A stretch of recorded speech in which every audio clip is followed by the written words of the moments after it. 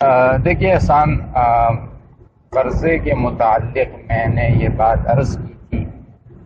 کہ ایک ہوتا ہے لینا، ایک ہوتا ہے دینا۔ تو سب سے پہلے انسان اس بات کا حساب لگا لے کہ میرے پاس جتنی نقدی ہے، جتنا سونا ہے، جتنی چاندی ہے اور جتنا تجارت کا مال ہے، وہ مال چاہے گاڑی کی شکل میں ہے، وہ مال چاہے زمین کی شکل میں۔ یہاں اس بات کو یاد رکھیے کہ جو مکان آپ رہ رہے ہیں وہ تجارت کا مال نہیں، جس مکان کو آپ نے کرائے پہ دیا ہوا ہے وہ تجارت کا مال نہیں، جس دکان میں آپ کاروبار کر رہے ہیں وہ تجارت کا مال نہیں، جو گاڑی آپ استعمال کر رہے ہیں وہ تجارت کا مال نہیں۔ تو یہ چار چیزیں جن پہ زکوٰۃ آتی ہے: نقدی، سونا، چاندی اور تجارت کا مال۔ اب اس میں سے کچھ پیسے ایسے ہوتے ہیں جو ہم لوگوں سے مانگ رہے ہیں، اور وہ ایک گردشی قرضہ ہوتا ہے کہ مارکیٹ میں ہوتا ہے قرضہ، اور مارکیٹ میں لوگ ہمیں 1-2 مہینے 3 مہینے میں دے دیں گے۔ تو وہ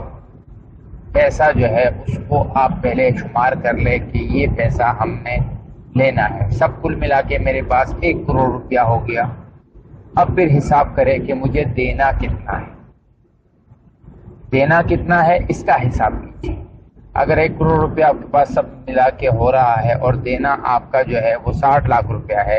تو اس کا مطلب ہے کہ آپ کے اوپر زکوٰۃ جو ہے وہ 40 لاکھ روپے کی لازم ہوتی ہے۔ اگر ایک آدمی کا صرف لینا ہی لینا ہے، دینا کچھ نہیں ہے، تو جتنا بھی لینا ہے، اب اس میں 2 قسمیں، ایک وہ قرضہ ہے کہ جو ابھی آپ کو مہینہ 2 مہینے میں مل جائے گا، اس کا حساب تو آپ کیجیے۔ ایک قرضہ وہ ہے کہ وہ ملے گا تو لیکن کب ملے گا، اس کی زکوٰۃ لازم ہے، ادا کر دے تو بہتر ہے، لیکن اگر ابھی ادا نہیں کرتے ہیں تو جب وہ قرضہ ملے گا تو جتنے سال وہ قرضہ اس شخص کے ذمے رہا اتنے سالوں کی زکوٰۃ جو ہے وہ مالک کے ذمے لازم رہے گی۔ اسی طرح سے وہ قرضہ کہ جس میں یہ ہے کہ بھائی جب ہوگا دوں گا، اس کی زکوٰۃ بھی لازم ہے، لیکن اس کا بھی وہی حکم ہے کہ جب ملے گا، جب آپ کے ذمہ لازم ہے، ابھی دے دے تو بہتر ہے، نہ دے تو گنہگار نہیں ہو۔